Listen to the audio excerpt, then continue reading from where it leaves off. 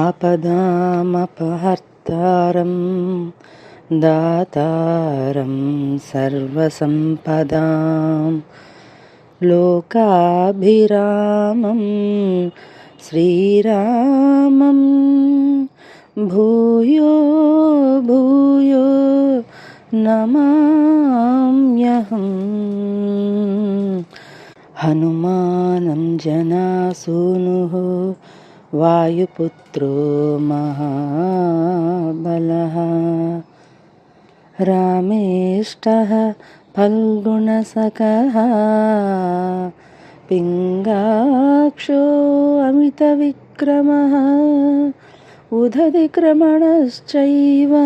సీతాశోకవినాశకः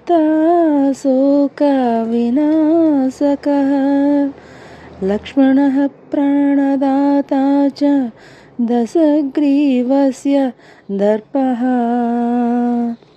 ద్వాదశైతాని నామాని కపీంద్రస్య మహాత్మనః స్వపకాలే పఠేన్నిత్యం యాత్రాకాలే విశేషతః తస్య మృత్యుభయం నాస్తి సర్వత్ర విజయీ భవేత్.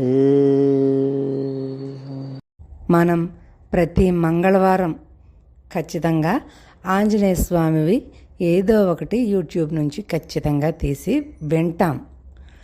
ఎక్కువగా సుందరాకాండే కదండి మ్యాక్సిమం. ఆంజనేయ స్వామి దండకం, ఆంజనేయ స్వామి స్తుతి ఇవన్నీ వింటాం. మరీ ముఖ్యంగా ప్రతి ఒక్కరూ సుందరాకాండ అయితే తప్పకుండా వింటూ ఉంటారు. అది వింటారు సరే, కానీ అది చెప్పినది ఎవరు? ఎంఎస్ రామారావు గారు. ఆయన ప్రచురించిన పుస్తకం ప్రతి ఒక్కరి దగ్గర ఉండే ఉంటుంది ఖచ్చితంగా.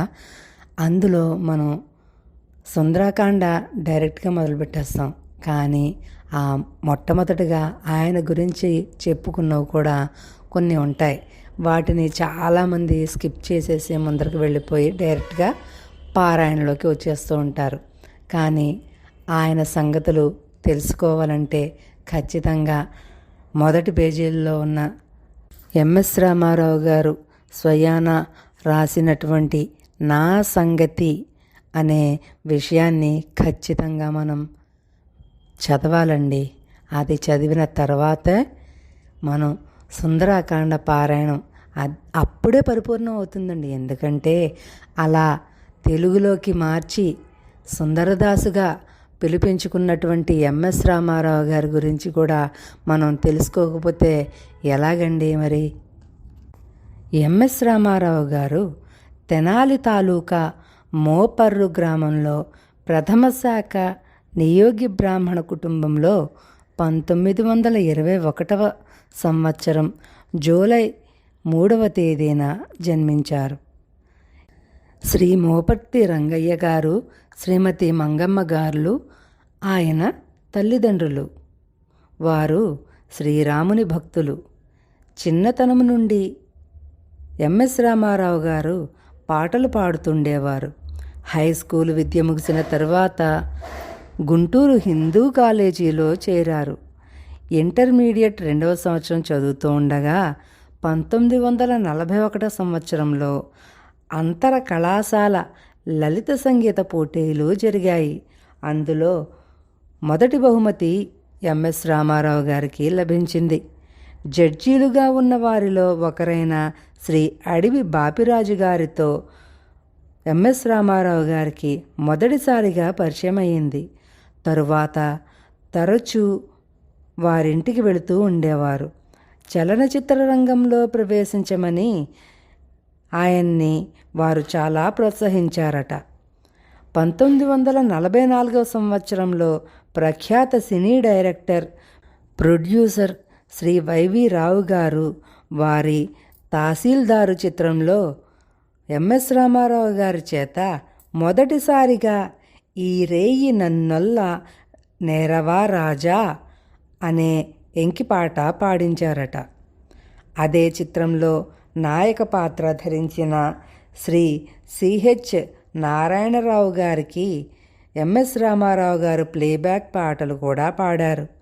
తెలుగు చలనచిత్ర రంగంలో ప్లేబ్యాక్ గాయకులుగా ఎంఎస్ రామారావు గారు మొదటవారు. 1944 నుండి 1964 సంవత్సరం వరకు, అంటే 20 సంవత్సరాలు తెలుగు చిత్రాలలో నేపథ్య గాయకునిగా మద్రాసులో ఉన్నారు.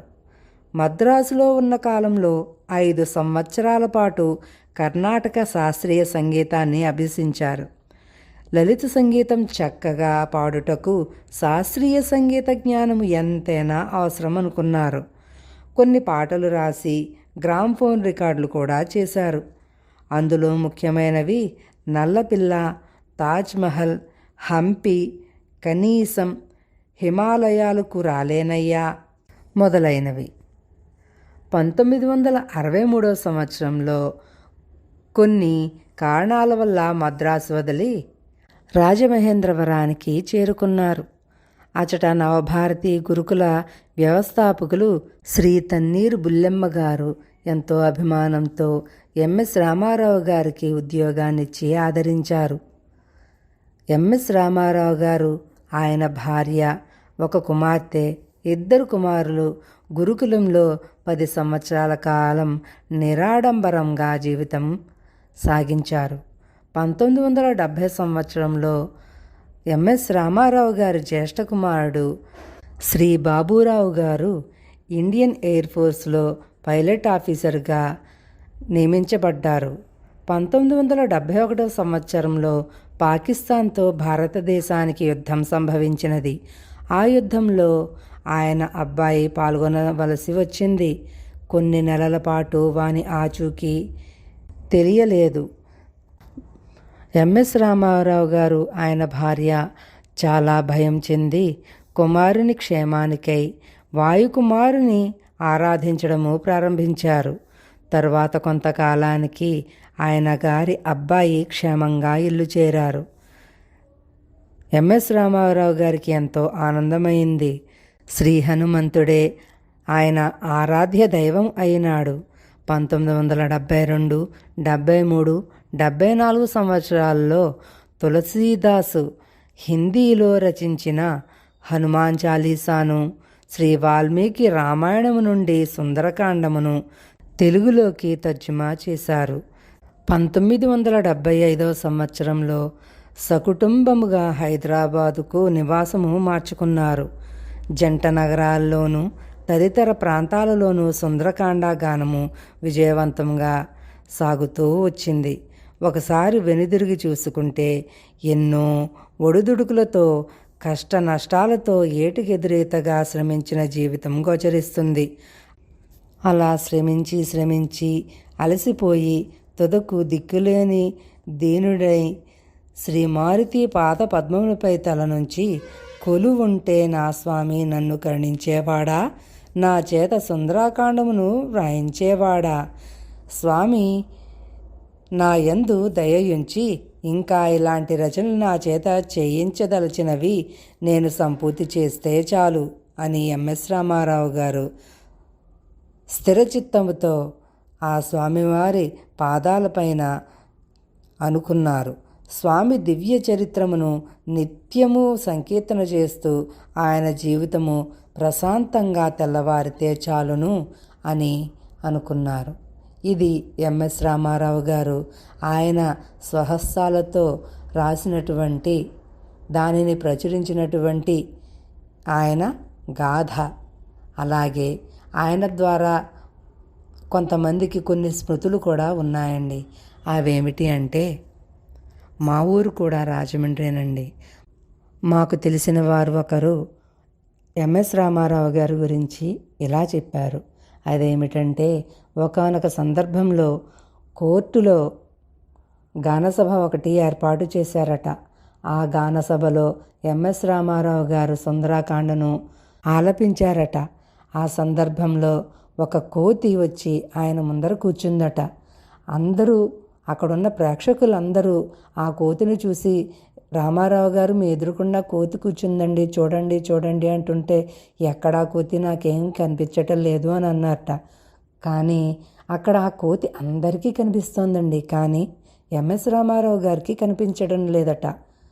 అప్పుడు అందరూ అనుకున్నారు, ఆ ఎంఎస్ రామారావు గారే ఆ హనుమంతుడే స్వయాన ఆ హనుమంతుడే ఆయనలో ఉన్నప్పుడు ఆయనకి మళ్ళీ కోతి ఎందుకు కనిపిస్తుంది?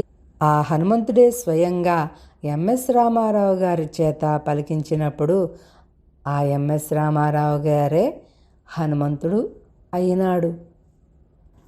ఆయన ద్వారానే హనుమంతుడు ఈ కథను మన అందరికీ తెలిసేలాగా చేశాడు.